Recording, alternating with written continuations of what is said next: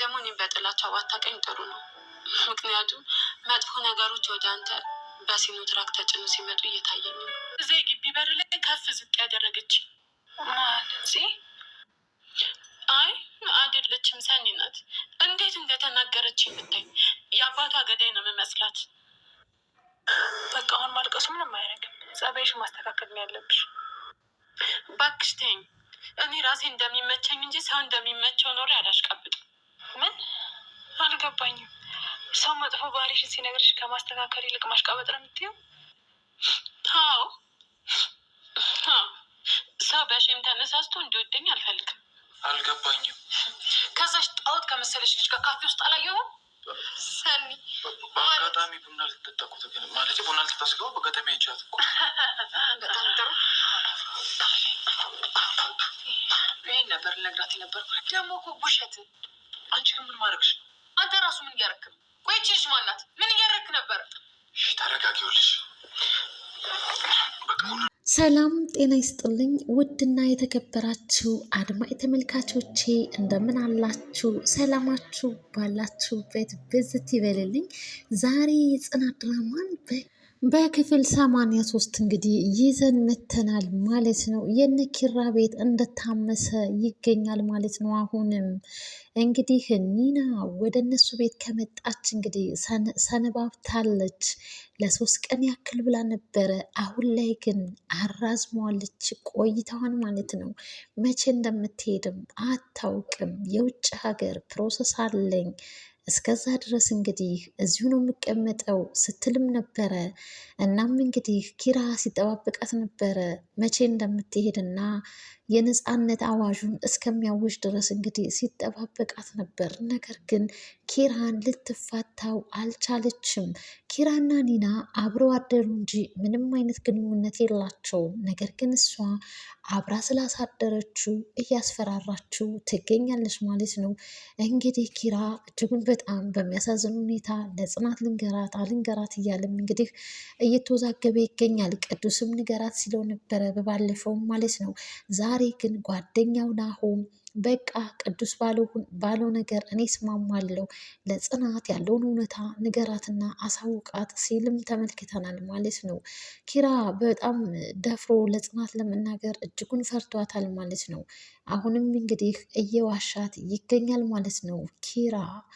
እናም እንግዲህ ሁሉም ኒናን እንግዲህ ሊናን በየአቅጣጫቸው ሁሉም እየጠየቋት ነው። እንግዲህ ወንዶቹ ብቻ ናቸው ሚስጥሩን የሚያውቁት። ነገር ግን ለሴቶቹ ሚስጥሩ አልተገለጸላቸውም። ጽናትም ማነች እች ሴት በማለት ጥያቄዋን እንግዲህ እያበረታታችበት ትገኛለች ማለት ነው። መራዊትም ሰኒም ሁሉም እንግዲህ እች ሴት ማነች? ምን ልታደርግ ነው እዚህ ቤት የመጣችው? ምንድነች? እያሉ ግራ ተጋብቷቸው፣ ነገር ግን ለጥያቄያቸው እስካሁን ድረስ መልስ አላገኙም ማለት ነው። እናም እንግዲህ ሰናይት እንግዲህ በግሏ እየተከታተለቻት እንግዲህ ስትጠይቃትም ነበረ። አንቺ ማነሽ? አንቺ ምንድን ነው የምትሰሪው እዚህ እያለችም ነበረ። እንግዲህ ጽናትን እንግዲህ ጓደኞቿ ተሰብስበው ስለ ኒና ጉዳይ ያወራሉ፣ ይጠይቋታል። እናም እንግዲህ ጽናትን በጣም ቻይናትና ችላታለች። ለኪራም ምንም እያለችው አይደለም። ምንም አይነት ነገር ብታደርግም ይህንን አደረገች እንደዚህ ያለች እያለች እየተናገረችም አይደለም።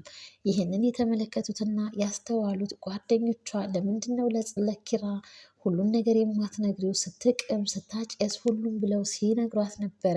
እንዴት ብዬ ነው እንግዲህ የመጣችው እንግዳ ታጨሳለች ትቅማለች ብዬ የምናገረው እያለችም እንግዲህ ጽናት እንግዲህ ሁሉን ነገር ቻል አርጋ እስካሁን ድረስ እንግዲህ ቆይታለች ማለት ነው።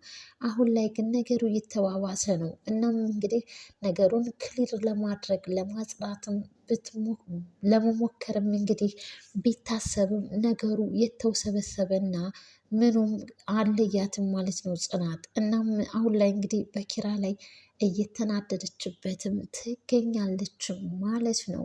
ኒና እንግዲህ ለኪራ ሚስጥሯን ነገረችው። እሱም እንግዲህ እኔ ሰርቄ ነው እንግዲህ እዚህ እናንተ ቤት የተደበቅኩት። እናንተ ቤት እኔ ምን አደረግኩህ? ጥሩ ሚስት አለህ፣ ጥሩ ቤት አለህ። ግን እኔም ብታስጠጉኝና ብቀመጥ እኔ ምናችሁ ላይ ደረስኩኝ? እኔ እኮ ለተወሰነ ጊዜ ነው እንደ መሸሸጊያ ነው በማለት እንግዲህ ራሴን ለመጠበቂያ ያክል ነው እናንተ ቤት የመጣሁት ስትልም ነበረ። ኪራ እንግዲህ ለምን እኔን መረጥሽኝ ሲላትም ነበረ። ግራም እየተጋባው ነው።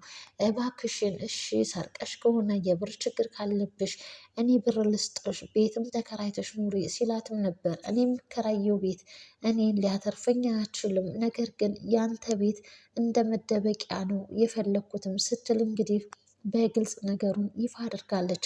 እኛም እንግዲህ በመጀመሪያ ጊዜ ወደ ነኪራ ጋር ስትቀላቀል ኒና እንግዲህ የሆነ ተልኮ ያላት ነገር ነበር የመሰለን። ነገር ግን አሁን ላይ ነገሩ ጽድት ብሏል። እንግዲህ ኒና ማንም ሰው አላካትም፣ ነገር ግን ራሷን ማዳን ትፈልጋለች ማለት ነው። በዛ አጋጣሚ እንግዲህ ወደ ነኪራ ቤት እንግዲህ መታለች ማለት ነው። እናም እንግዲህ ቅዱስም እኔ ጋ ነይና ተቀመጪ እነሱ ባለትዳር ናቸው ሲላትም ነበረ። መጀመሪያ ነበር እንጂ በታሰብበት መጀመሪያ፣ አሁንማ ከዛ እዚህ አልልም ስትልም መልስ ሰጥተዋለች። ኪራም በሌላ በኩል እንግዲህ ካፌ ቀጥሮ ሲያነጋግራት ነበር እንግዲህ እንደሰረቀችና ከሰረቀቻቸው ሰዎች እንግዲህ የተሰወረችው ማለት ነው። ነገር ግን እነሱ እጅጉን በጣም እያፈላለጓት እንደሆነም እንግዲህ ታውቃለችና አሁን ላይ እነኪራ ቤት እንግዲህ ራሷን አግላ ተደብቃ ትኖራለች ማለት ነው። ኪራም የኔስ ቤት የኔስ ትዳር እያለም እንግዲህ እያናገራት ነው። ነገር ግን ኒና እኔ ምን አደረግኩ ምንህ ላይ ደረስኩኝ ስትልም እንግዲህ ምላሿን ሰጥታለች ማለት ነው። እናም እንግዲህ ከዛ ከተቀመጠችበት ካፌ በኪራ ንግግር በጣም ትቆጣና ውጥት ብላ ትሄዳለች ማለት ነው።